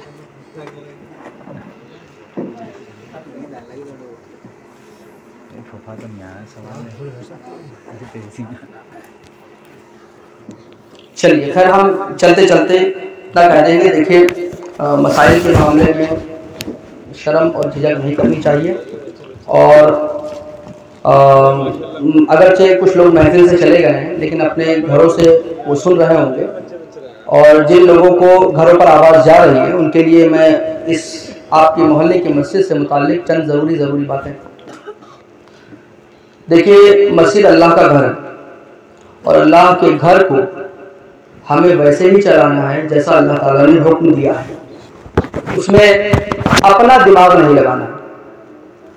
अगर कभी आपको ऐसा लगे कि समझ में नहीं आ रहा तो बरेली शरीफ करीब है, वहाँ के उलमा से आपने रब्ता किया, मस्जिद के इमाम साहब ने, मोहल्ले के किसी आलिम ने ये मसला बताया, क्या ये मसला सही है? हमें बिल्कुल एतराज नहीं है, बल्कि ये करना चाहिए। हम हो कोई भी हो, आंख बंद करके आज के जमाने में किसी पर भरोसा करने वाला नहीं, कौन कब खुराफात करने वाला है कुछ पता नहीं। इसलिए जब भी शरीयत के मामले में डाउट हो, सीधे बरेली शरीफ रब्ता किया आपने कि ये मसला हमें बताया गया है, ये कैसा है, इस पर अमल किया जाए या नहीं किया जाए, कितना सही है, आदाब की पूरा। ये तो मस्जिद अल्लाह का घर है और अल्लाह के घर को वैसे ही चलाना चाहिए जैसे चलना चाहिए, एक बात। दूसरी बात, मस्जिद में जितने भी काम हो रहे हैं, जितने भी काम, चाहे वो नमाज हो, तरावी हो, जो कुछ भी है, दीनी प्रोग्राम वगैरह है, उसमें हमें चल करके शिरकत करना चाहिए, अपने नफ्स पर बोझ डालकर। हम अपनी दुनिया के लिए कितना टाइम बर्बाद करते हैं, अपनी दुनिया के लिए घंटों घंटों बर्बाद करते हैं, घंटों यूट्यूब पर, फेसबुक पर चौपाल लगाए, ऐसे ही हाँ वो हो रही है, ऐसे ही बातें कर रहे हैं। और मस्जिद और दीन के कामों में हमारा जो हाल है वो हम जानते हैं। तो कभी कभार की महफिलों में अपने ऊपर थोड़ा सा बर्दाश्त करना चाहिए। तीसरी बात, हम हमेशा इस बात का ख्याल रखें कि हम सुन्नी, हनफी, बरेलवी, मसलके आला हजरत के मानने वाले, मसलके आला हजरत से हट करके कोई काम नहीं, अपनी मैं ये कुर्बान करनी पड़ेगी। अगर सरकार आला हजरत के साथ जन्नत में जाना है तो उनके रास्ते पर चलना पड़ेगा। एक वाकया है, कल जुमे में इंशाल्लाह याद रहा तो सुनाएंगे कि सरकार आला हजरत के साथ जुड़ने के कितनी बरकतें और क्या फायदा है। अगर याद रहा तो वादा नहीं। चौथी बात, तालीम, जितनी भी बुराइयां हैं। अच्छा, मैं एक चीज की तरफ तवज्जो दिलाऊं, आप सोचिए जरा, मेरा ये अंदाजा है कि आज से 5 साल, 10 साल, 20 साल पहले की अगर हम जिंदगी देखें अपनी सबकी, चाहे गांव हो चाहे शहर हो, ठीक है, तो ऐसा जरूर हुआ होगा कि किसी मसले पर हम अमल करते होंगे, फिर बाद में हमें पता चला होगा अरे यार हम तो गलत करते थे, अब सही मसला पता चला। बहुत से मसले खत्म हुए होंगे कि होते होंगे और फिर पता चला होगा और फिर सुधार हुआ होगा। ऐसे कुछ तो मसले होंगे, एक आध होगा लेकिन होगा। तो इससे पता ये चला कि हम करते तो है गलत, लेकिन हमें पता चलने में और उस पर अमल करने में टाइम लग रहा है। तो हम वही गलती क्यों दोहराएं जब हमें पता है कि एक जमाने तक हम बाप दादा को धोते आए और फिर धीरे धीरे कोई मसला बताते बताते बताते बताते बैठ गए, हाँ ये तो सही है। तो यही हम रिपीट क्यों करें कि फिर हमारे बच्चे कहें हमारे बाप दादा गलत करते थे, हाँ ये तो सही है। तो हमें अभी के अभी सही करना है, अभी के अभी हमें देर क्यों लगा दी? जो कल मानना है वो आज क्यों नहीं मान रहे? हम कंफर्म ही तो करना है। बड़े मुफ्ती, बड़े उलमा है तो रहनुमाई करने के लिए फटाफट कीजिए। ये दीन है, कल को मर जाएंगे हम, तो अभी अमल करना है। एक मरतबा ये मसला शुरू का वक्त था जब हम मदरसे से आए थे और ये सवाल हुआ मुझसे कि नहीं मौलवी नहीं मसले। तो हमारी जमात के बहुत बड़े आलिम हुजूर मुहद्दिस कबीर आला हजरत के शागिर्द सदर शरिया अलैहि रहमा, उनके बेटे, जिनके बारे में मैंने जुमे में भी ऐलान किया था कि वो आएंगे, 90 साल से ज्यादा उम्र है उनकी, अभी बाहयात है माशाल्लाह, अल्लाह ताला उनको सेहत और तंदुरुस्ती उम्र दराज अता फरमाए। तो उनसे मैंने कहा हजरत ये मसला है, लोग ऐसा ऐसा कहते हैं। तो मुझे हजरत के पूरे अल्फाज याद नहीं है लेकिन उसका मफहूम मैं बता सकता हूँ। हजरत ने फरमाया जब आज पहली बार सुनेंगे तो नया तो है ही है, जब पहली बार सुन रहे हो तो नया ही तो मसला लगेगा, पुराना कहाँ है? मसले तो सब पुराने, कोई नया मसला नहीं होता, लेकिन सुन आ रहे हो, मसले तो सारे पुराने। भाई मान लीजिए कोई कहे कि जाए मौलाना साहब ने ये बड़ी अजीब बात बताई कि अरहर की दाल पर फातिया हो जाती है, मछली पर फातिया हो जाती है, मिसाल के तौर पर एक मिसाल दी मैंने, है ना। अब मसला तो पुराना है, लेकिन अगर कोई ऐसा दिमाग बनाए हुए तो कहेगा नहीं मौलवी नहीं मसले। अभी बहुत जल्द में हमारे एक शागिर्द के साथ, अभी 3-4 दिन का वाकया है, वो एक जगह फातिया देने गए तो वहां पर सरकार गौसे आजम रज़ी अल्लाह अन्हु की फोटो और दूसरे बुजुर्गों की फोटो लगाए हुए थे, और सरकार गौसे आजम की फोटो के साथ एक जवान औरत का बेपर्दा फोटो भी था। उन्होंने टोक दिया, वो औरत थी। अब औरत जाए, देखिए बहुत बड़ी गलती होती है ये मस्जिद वालों की।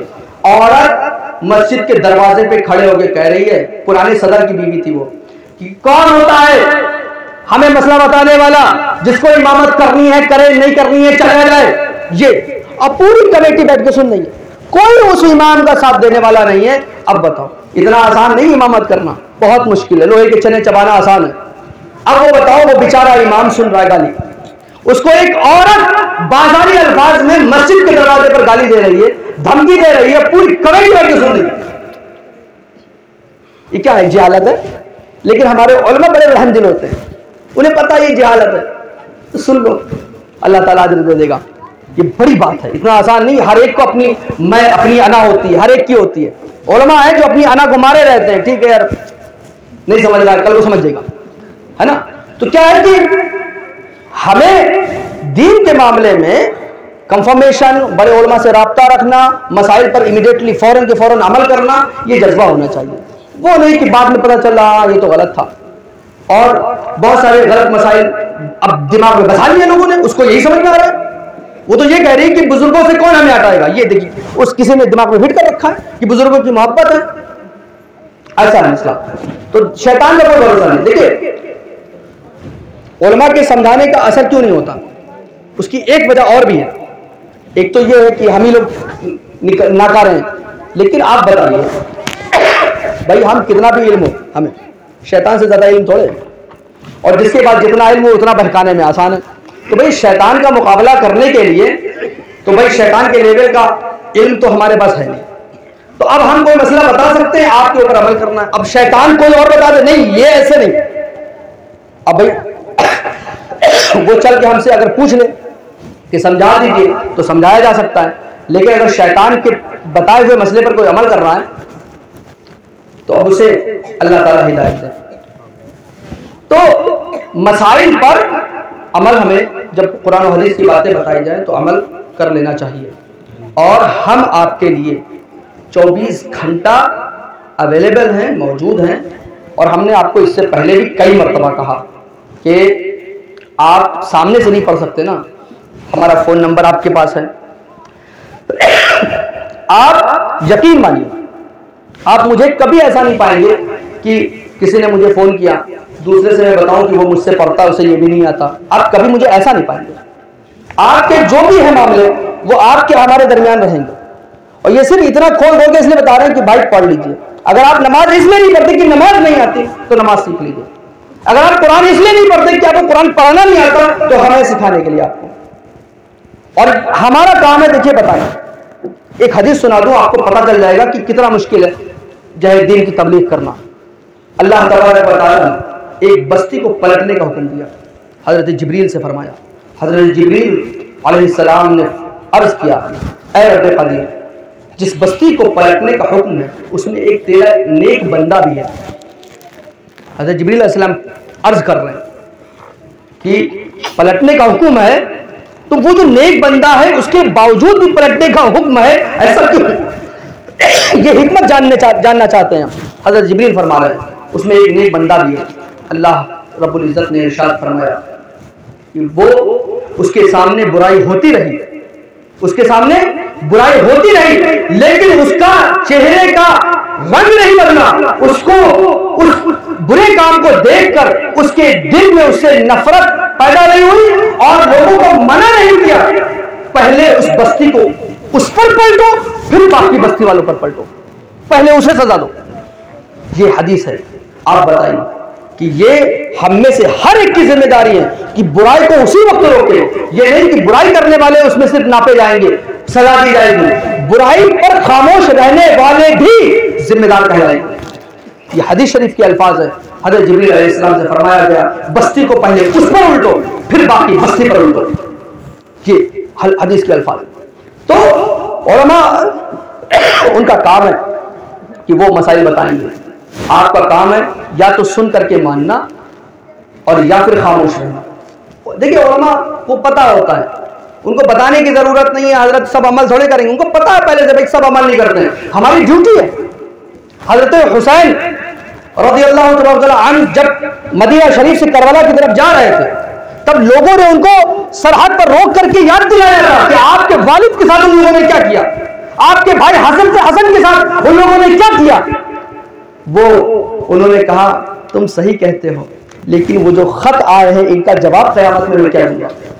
वो तो बुला रहे हैं उनको, मेरे बाप के साथ गद्दारी की, धोखा दिया, मेरे भाई के साथ उन्होंने धोखा किया। और लेकिन ये जो खत भेजा है कि आप यहां आ जाइए, हम आपके हाथ पर बैठ कर लेंगे, उन्हें पता है कि धोखेबाज कौन है, लेकिन इसलिए जा रहे हैं कि कल कयामत में ये न कहे कि हमने बुलाया था और इमाम हुसैन नहीं आए थे, चले गए। और जब गए तो उन्हें पता चला कि नन्हे नन्हे उनके मासूम भतीजों को कत्ल कर दिया गया, उसके बावजूद भी आप नहीं लौटे, क्योंकि उस वक्त तक आप फरमा रहे थे कि जो लोग यहां पर ये कह रहे हैं कि हम आपके हाथ पर बैठ होने को तैयार हैं, उनका हम जवाब क्या देंगे। तो पूरा घर खानदान लुटा दिया कि कयामत में जवाब क्या देना पड़ेगा। तो ये उलमा का काम है, वो मसले बताएंगे, हमारा काम है सुनकर के माने या खामोश रहें। ये नहीं कि हम उन कूफियों की तरह बर्ताव करें जो हजरत इमाम हुसैन के साथ उन लोगों ने बर्ताव किया। कुरान और हदीस के खिलाफ अगर कोई हरकतें हो रही हैं तो ये जिम्मेदारी है इमाम हुसैन के मानने वालों की कि उसका डट करके मुकाबला करे, क्या जान क्या माल क्या कुछ नहीं। ये मिजाज भी है सुन्नियों का अल्हम्दुलिल्लाह, तो इसी मिजाज पर कायम रहना चाहिए। तो मुझे उम्मीद है कि आप इस बात को समझ रहे हैं कि आप बिल्कुल शर्म झिझक मत कीजिए। आप एक अननोन नंबर से मुझे फोन करके पढ़ लीजिए, आप नाम मैं पूछूं तो मत बताइएगा, फिर दोबारा पूछूंगा नहीं, लेकिन नमाज कम से कम पढ़ लीजिए, नमाज, सिर्फ नमाज। और मैं आपको इतना बता दे रहा हूं कि अगर सही से 15 दिन से एक महीना आपने मेहनत कर ली तो आपकी नमाज इंशाअल्लाह अज़ीज़ दुरुस्त करवा दूंगा मैं। अगर आप मेहनत करते हैं तो नमाज सही करा दूंगा मैं। तो इतना उम्मीद है कि आप तालीम पर ध्यान दीजिए। हर जहालत का जवाब तालीम है। बच्चियों की तालीम पर ध्यान दीजिए। शव्वाल में ईद के बाद इंशाअल्लाह मदरसा आपके सामने होगा। बड़ी लड़कियों की तालीम के लिए खास करके आलिमा कोशिश करेंगे, हम 2 से ज्यादा आलिमाएं हों, लेकिन इंशाअल्लाह 2 आलिमाएं यहाँ मौजूद रहेंगी बड़ी लड़कियों को पढ़ाने के लिए। उलमा मौजूद रहेंगे, कम से कम 2 लोग मौजूद रहेंगे बड़ों को पढ़ाने के लिए। ये मेरी कोशिश है। मुझे उम्मीद है कि आप हर एतबार से मेरे साथ खड़े रहेंगे तालीम के मामले में। और ये शहर तालीम से जाना जाता है, इल्म से जाना जाता है, और इसकी जो शान है वो हमें बरकरार रखनी है। तो ये हमारी आपसे गुजारिश है कि तालीम पर हमारे लिए साथ खड़े रहें, पर तवज्जो दें, और जो भी आप जिस तरीके से भी आप उसमें हमारी मदद कर सकते हैं करें। और सबसे ज़्यादा आप ये मेरी मदद कीजिए कि आप अपने घर से बच्चों को, अगर जो तालीम कहीं और नहीं हासिल कर रहे हैं तो उन्हें मस्जिद में, मदरसे में आप भेजना आपकी जिम्मेदारी है। और अगर आपको कोई बात है तो सीधे हमसे रब्ता कीजिए, क्योंकि हम जो उनको बता रहे हैं, डांट रहे हैं, मार रहे हैं, भगा रहे हैं, बात समझिए आप मेरी, हम भगाते भी हैं बच्चों को, लेकिन ऐसे ऐसे बच्चे हैं जो भाग गए तो फिर घर वालों ने तवज्जो नहीं दी कि क्यों नहीं जा रहे। आप हमसे पूछिए क्यों भगाया, आप हमसे पूछिए क्यों मारा, आप हमसे पूछिए क्यों डांटा। ये सब कुछ करना पड़ेगा। बच्चों से मोहब्बत करने की हम नहीं है, हम उन्हें डांटेंगे, मारेंगे और उड़ाएंगे, हवाई जहाज बना देंगे। उनसे प्यार करने का इतना मतलब है कि अगर कोई अच्छा काम कर देंगे तो तारीफ कर देंगे, हाँ भाई बहुत अच्छा तुमने पढ़ा। उनकी तारीफ कर देना कि उनके कदम जमीन पर नहीं टिके, ये उनको खराब करेंगे और कुछ नहीं जी। और मैं सीधा सा बड़ों को फार्मूला दे दूं, माँ बाप बड़े जो भी हैं खिला रहे हैं, पिला रहे हैं, तुम्हें कपड़ा दे रहे हैं, पैसे दे रहे हैं, खर्चा दे रहे हैं तुम्हें, और तुम बदले में माँ बाप को क्या दे रहे हो। ये बच्चों के दिमाग में फीड करने की जरूरत है। माँ बाप तुम्हारे लिए क्या कुछ नहीं कर रहे हैं और तुम माँ बाप को क्या बदले में दे रहे हो। तो जब माँ बाप तुम पर खर्च कर रहे हैं और हर एक बात से तुम्हारा ख्याल रख रहे हैं, तो तुम बदले में कम से कम तालीम तो दे सकते हो। और माँ बाप को चाहिए कि वो जिम्मेदारी इस बात की संभाले और पूरी तरीके से बिल्कुल पैनी निगाह रखे हर चीज पर, हर हरकत पर, क्या कर रहे हैं, क्या जा रहे हैं, क्या नहीं कर रहे हैं, क्या चीज होनी चाहिए। जो भी सिर्फ पढ़ना ये काम नहीं आएगा, तरबियत हमें ही करनी पड़ेगी। तरबियत यानी उनको कैसे रहना है, कैसे बात करनी है, कैसे करना है। हमने यहाँ नमाज सिखा दी, पढ़ाएंगे तो आप। हमने यहाँ दुआ याद करा दी, जब वो खाना खाएंगे तो आपके साथ, तो आपको कहना है कि भैया दुआ पढ़ो। हमने यहाँ दुआ याद करा दी, सोएंगे तो आपके साथ, आप कहिए कि भैया सोने की वक्त की दुआ पढ़ो। हम थोड़ा नहीं घर घर कहने के लिए। तो यहाँ याद कराने का जो असर होता क्यों नहीं होता, क्योंकि हमारे घरों का माहौल ऐसा नहीं है। तो जो यहाँ सीख रहे हैं वो आप करवाएंगे तो वो बाकी रहेगा, वरना सब भूल जाएंगे। तो बच्चों से रहे कभी नहीं। हाँ इतना है, कभी मार पीट दिया तो अम्मा ने बस इतना दुलार कर दिया कि देखो ऐसा है, चुपो और पढ़ो लिखो, मेहनत करो, अगली बार जाए ऐसी कोई हरकत मत करना कि मार खाने वाला काम हो, चलो बैठो खाना खाओ, ऐसे। तो ये तरीका, बच्चे कभी नहीं चाहेंगे पढ़ना, बच्चे हमेशा शरारत करना चाहेंगे। बच्चे शरारत करें जो शरारत जायज हो। अगर बच्चे ऐसी शरारत कर रहे हैं जो उनको दीन से फेरेगी या उनके लिए नुकसान दे, तो हरगिज़ बच्चा कह करके उसकी शरारत को नजरअंदाज नहीं करना चाहिए कि बच्चा है, ये नहीं हरकत करनी चाहिए। इस ताल्लुक से बहुत सारी बातें इंशाल्लाह होती रहेंगी। अल्लाह तबारक तआला से दुआ है कि हमसे जो बोलने में गलती उसे माफ़ फरमाए और हमारी इस महफिल को कबूल फरमा कर हमारे लिए ज़रिया निजात बनाए। इस महीने में हमारे लिए बरकत हो, रमज़ानुल मुबारक की हमें पूरी तौफीक मिले और जैसा उसका हक है रमज़ानुल मुबारक में रोज़ा रखने की, नमाज़ पढ़ने की, कुरान की तिलावत की, रातें ज़िंदा करने की, तरावी पढ़ने की अल्लाह ताला हमें तौफीक अता फरमाए। अस्सलामु अलैकुम व रहमतुल्लाहि व बरकातुहू। सलाम पढ़ें और सलाम।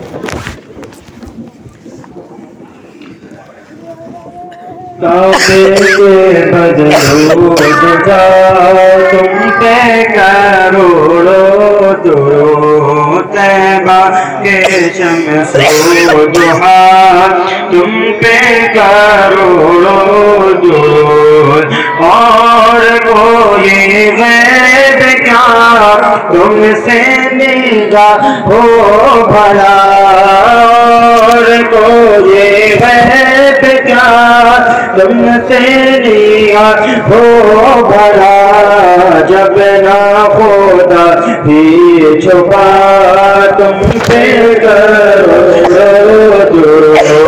जब ना खुदा ही छुपा तुम पे करो दिल करो ठंडा मेरा वो तो बेपहचान करो ठंडा मेरा वो तो बेपहचान सा, सीने पे रख दो जरा तुम पे करो दुरूद, सीने पे रख दो जरा तुम पे करो खल्क के हाकिम रिज़्क़ के पास में हो तुम, खल्क के हाकिम हो तुम, रिज़्क़ के पास में हो तुम, जो मेरा तुमसे मिला तुम पे करो दुरूद, जो मेरा तुमसे मिला तुम पे करो कान वो ले लीजिए तुमको जो राजी करे, कान वो ले लीजिए तुमको जो राजी करे, लेकिन होना मेरा तुम पे करोड़ों दुरूद, लेकिन होना मेरा तुम पे करोड़ों दुरूद, काबे के बदरो तुझा तुम पे करोड़ों दुरूद, तैबा के शम्सो दुहा तुम पे करोड़ों दुरूद।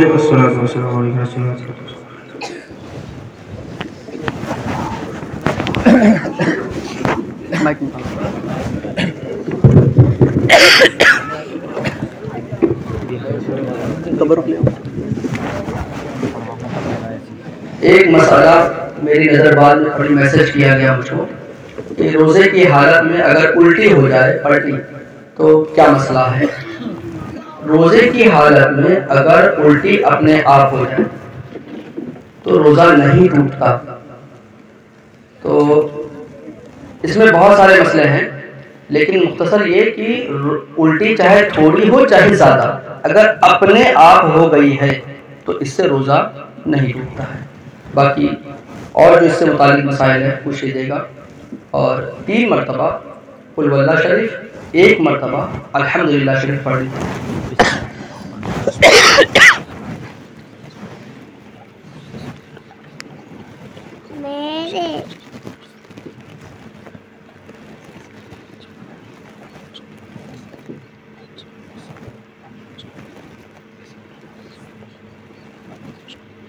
अल्लाहु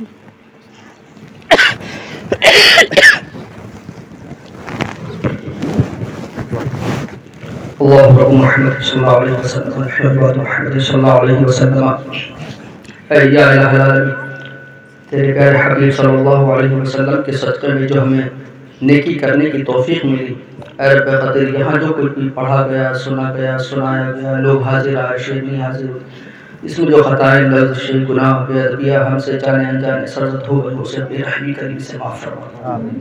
अपनी बारगाह में इन सारी नेकियों को कबूल फरमा। हबीब सल्लल्लाहु अलैहि वसल्लम के सदक़े में इसका जो भी सवाब है नबी करीम सल्लल्लाहु अलैहि वसल्लम की बारगाह में पेश करके कबूल फरमा। तमाम अंबिया इकराम अलैहिमुस्सलातु तस्लीम की बारगाह में पेश करके कबूल फरमा। आपकी बारगाह से तो तमाम सहाबा, सहाबियात, ताबईन, ताबियात, ताबियात रज़ियल्लाहु तआला अलैहिम अजमईन की बारगाह में पेश करके कबूल फरमा। आइम्माए अर्बआ बिलखुसूस सय्यदना इमाम आज़म रज़ियल्लाहु तआला अन्हु की बारगाह में पेश करके कबूल फरमा। सलासिल अर्बआ बिलखुसूस सय्यदना सरकार गौसे आज़म रज़ियल्लाहु तआला अन्हु की बारगाह में पेश करते हैं कबूल फरमा। सय्यदना ख्वाजा गरीब नवाज़ रिज़वान की बारगाह में पेश करते हैं कबूल फरमा। आप सभी की बारगाह से होता हुआ जुमला औलिया इकराम की बारगाह से होता हुआ सरवरी सैयदी सरकार आला हज़रत रज़ियल्लाहु तआला अन्हु की बारगाह में पेश करते हैं कबूल फरमा। सरकार आला हज़रत रज़ियल्लाहु तआला अन्हु के पीर व मुर्शिद और आपके पीर घराने के तमाम मशाइख़ इज़ाम